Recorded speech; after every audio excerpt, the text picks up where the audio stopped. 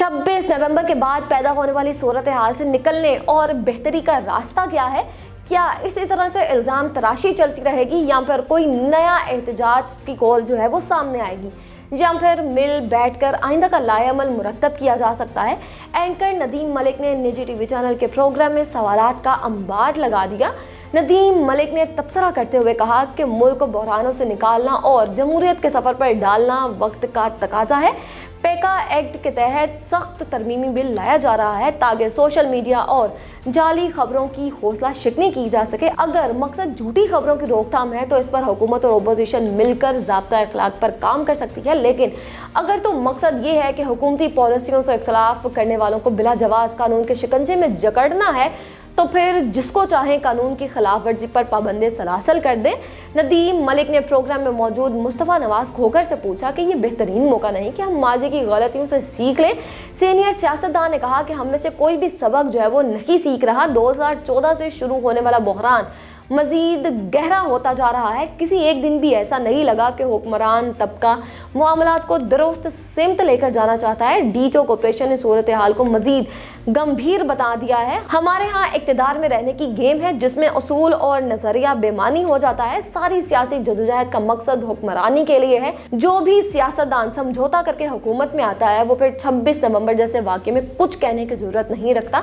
गुज़श्ता 1.5 साल से कई मौके ऐसे आए जब सियासतदान एक कदम पीछे हटकर सियासी पारे को कम कर सकते थे। 8 फरवरी के इंतखाबात में जो धांधली हुई उसे छोड़े, सुप्रीम कोर्ट की मखसूस नशिस्तों के फैसले को ही मान लिया जाता, लेकिन बदकिस्मती से मखसूस नशिस्तें भी तहरीके इंसाफ को ना मिली। खैबर पख्तूनख्वा में सेनेट के इंतखाबात जानबूझकर इसलिए नहीं होने दिए गए ताकि 26वीं आईनी तरमीम की राह में कोई रुकावट ना बन सके। इस सियासी रस्साकशी में मुल्क का नुकसान हो रहा है। नदीम मलिक ने सलमान अकरम राजा से पूछा कि आप दोबारा एहतजाज करेंगे या फिर सियासी जमातों से मिल बैठेंगे। सलमान अकरम राजा ने बताया कि तमाम ऑप्शंस खुले हैं, मुज़ाकरात के दरवाजे बंद नहीं किए, एहतजाज आईनी हक है, लेकिन फिलहाल पाकिस्तान तहरीके इंसाफ जब वो कोई बड़ा एहतजाज करने नहीं जा रही। अब इस वक्त हम सबको एक कदम पीछे हटकर सोचना चाहिए कि हम मुल्क को कहाँ लेकर जा रहे हैं। मुल्क में बड़े मुकालमे की ज़रूरत है जिसमें यकीनी बनाया जा सके कि आइंदा निहत्ते मुजाहिरीन पर गोलियां नहीं चलेंगी। बुनियादी इक़दार पर सबको मुत्तफ़िक होना चाहिए। लीगी रहनुमा बैरिस्टर अकील मलिक का कहना था कि हम भी बातचीत के हामी हैं। पीटीआई बातचीत में संजीदगी का मुजाहिरा ही नहीं करती। सेनेटर हुमायूं मोहम्मद ने कहा कि जिसका लाइव प्रोग्राम में झूठ बोलना शेवा हो उनसे क्या ही बात करें। ये तो कंटेनर से कारकुन को नीचे फेंक कर भी वजाहत करते हैं कि वो जगह नमाज पढ़ने की नहीं। 26 नवंबर के बाद पैदा होने वाली सूरत हाल से निकलने और बेहतरी का रास्ता क्या है? क्या इसी तरह से इल्ज़ाम तराशी चलती रहेगी या फिर कोई नया एहतजाज की कॉल जो है वो सामने आएगी, या फिर मिल बैठकर आइंदा का लाएअमल मुरतब किया जा सकता है? एंकर नदीम मलिक ने निजी टीवी चैनल के प्रोग्राम में सवालात का अंबार लगा दिया। नदीम मलिक ने तबसरा करते हुए कहा कि मुल्क को बहरानों से निकालना और जमहूरियत के सफ़र पर डालना वक्त का तकाजा है। पेका एक्ट के तहत सख्त तरमीमी बिल लाया जा रहा है ताकि सोशल मीडिया और जाली खबरों की हौसला शिकनी की जा सके। अगर मकसद झूठी खबरों की रोकथाम है तो इस पर हुकूमत और अपोजिशन मिलकर ज़ाब्ता अखलाक पर काम कर सकती है, लेकिन अगर तो मकसद ये है कि हुकूमती पॉलिसियों से इख्तलाफ करने वालों को बिला जवाज़ कानून के शिकंजे में जकड़ना है तो फिर जिसको चाहे कानून की खिलाफ वर्जी पर पाबंदी सलासल कर दे। नदीम मलिक ने प्रोग्राम में मौजूद मुस्तफ़ा नवाज खोखर से पूछा कि ये बेहतरीन मौका नहीं कि हम माजी की गलतियों से सीख लें।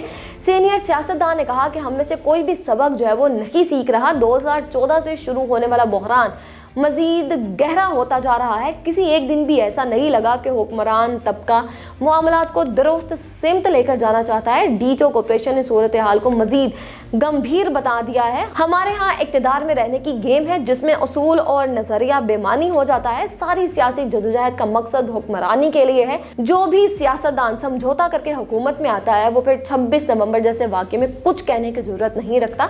गुज़श्ता 1.5 साल से कई मौके ऐसे आए जब सियासतदान एक कदम पीछे हटकर सियासी पारे को कम कर सकते थे। 8 फरवरी के इंतखाबात में जो धांधली हुई उसे छोड़े, सुप्रीम कोर्ट की मखसूस नशिस्तों के फैसले को ही मान लिया जाता, लेकिन बदकिस्मती से मखसूस नशिस्तें भी तहरीके इंसाफ को ना मिली। खैबर पख्तूनख्वा में सेनेट के इंतखाबात जानबूझकर इसलिए नहीं होने दिए गए ताकि 26वीं आईनी तरमीम की राह में कोई रुकावट ना बन सके। इस सियासी रस्साकशी में मुल्क का नुकसान हो रहा है।